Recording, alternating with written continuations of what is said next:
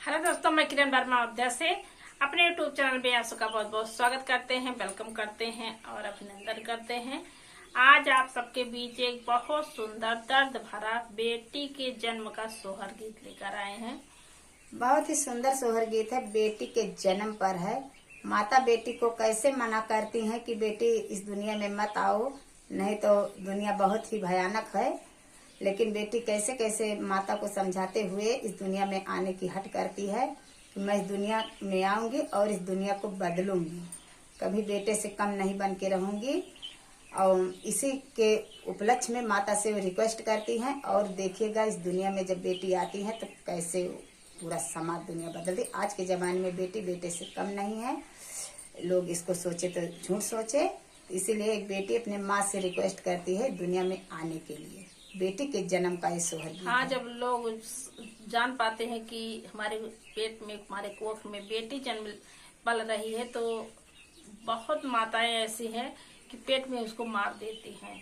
तो एक बेटी पेट में ही कैसे अपने माँ से सवाल कर रही है, आप सब गीत के माध्यम से सुनिएगा। बहुत भावुक गीत है और आशा करते हैं आप सबको बहुत पसंद आएगा। ये इस गीत को जब आप लोग सुनेंगी, जो माँ बेटी नहीं चाहती होंगी और ये माँ गीत सुनेंगी, वो माँ, तो उनको लगेगा कि हाँ, बेटी भी आज के जमाने में बेटों से कम नहीं है, बेटी बल्कि बेटों से बढ़कर है। तो आइए सुनाते हैं आप सबके बीच।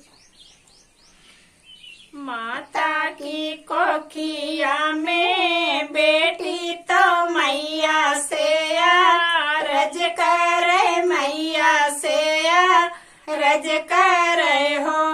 माता हमहु देखब बाहर, दुनिया दुनिया बड़ी सुंदर, दुनिया बड़ी सुंदर हो। माता हमहु देखब बाहर, दुनिया दुनिया बड़ी सुंदर, दुनिया बड़ी सुंदर हो। माता के कोखिया में बेटी तो मैया से रज करे, मैया से विनती करे हो। माता हमहु देखब बाहर, दुनिया दुनिया बड़ी सुंदर, दुनिया बड़ी सुंदर हो। माता हमहु देखब बाहर, दुनिया दुनिया बड़ी सुंदर, दुनिया बड़ी सुंदर हो। जिन जन्म हुए बेटी, जिन जन्म मोरी कोखी, जिन जन्म मोरी कोखी, जिन जन्म हो बेटी बाहर के दुनिया भायावन रचा कुल, भायावन रचा कुल भायावन हो।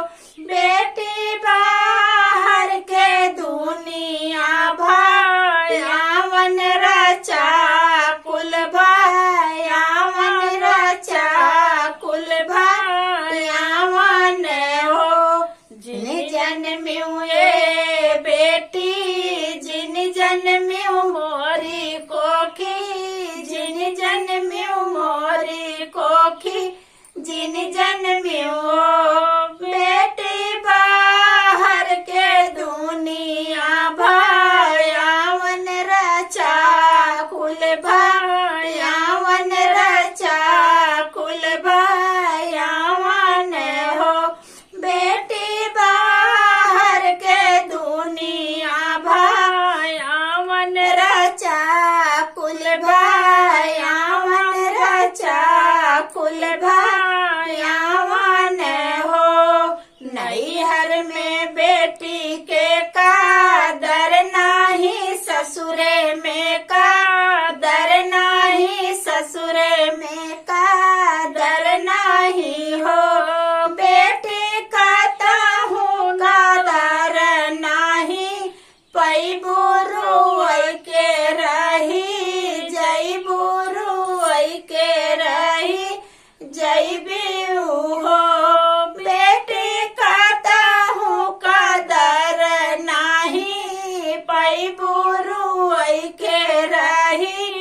जई बुरुई के रही जई भी हो।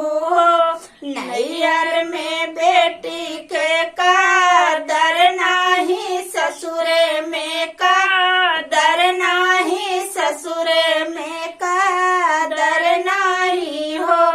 बेटी कहता हूँ कादर नाही, पई बुरुई के रही जई बुरुई के रही जई भी हो। बेटी कहता हूँ कादर नाही, पई बुरुई के रही जई बुरुई के रही जई भी हो। माई बाबू दूसरे के धन कहीं है ससुरे ना, अपन कहीं है ससुरे ना, अपन कहीं है हो। बेटी ही हाँ बाटी रही जई बुआ पान कुछ ना, पई बुआ पान कुछ ना, पई भी हो। बेटी ही हाँ बाटी रही जई बुआ बाहू कुछ ना, पई बुआ पान कुछ ना, पई भी हो। माई बाबू दूसरे के धन कहीं है ससुरे ना, अपन कहीं है ससुरे ना, अपन कहीं है हो। बेटी हाँ बाटी रही जा बुआ पान कुछ ना, पई बुआ पान कुछ ना, पई भी हो। बेटी हाँ बाटी रही जई बुआ पान कुछ ना, पई बुआ पान कुछ ना, पई भी हो। एक माता अपनी बेटी से इतना रिक्वेस्ट कर रही है, आप लोग जरूर सुनिएगा।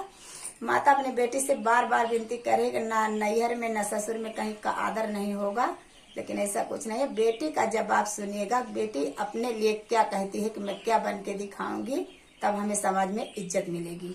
आप लोग गाना के माध्यम से सुनिएगा।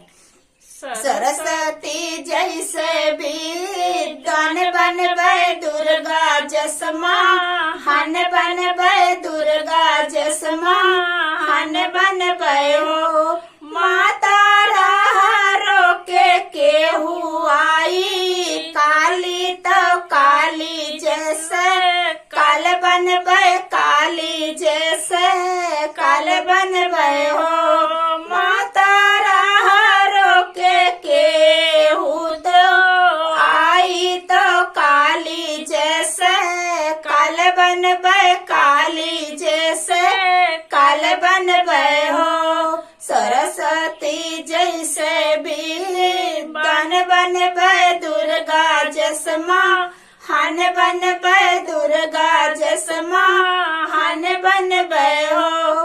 माता रो के केहू जो आई, तो काली जैसे काल बनबै, काली जैसे काल बनबै हो। माता रो के केहू जे आई, तो काली जैसे काल बनबै, काली जैसे काल बनबै हो। जन्माऊ ये माता जन्माब तोहरी कोखी, जन्माब तोहरी कोखी जन्म हो। माता पढ़ लिख बदलब जनमवा तो बेटा के सामनवा, तो बेटा के सामनवा हो। माता पढ़ लिख बदलब जनमवा तो बेटा के सामनवा, तो बेटा के सामनवा में हो। जन्माओ रे माता जन्माब तोहरी कोखी, जन्माब तोहरी कोखी जन्माब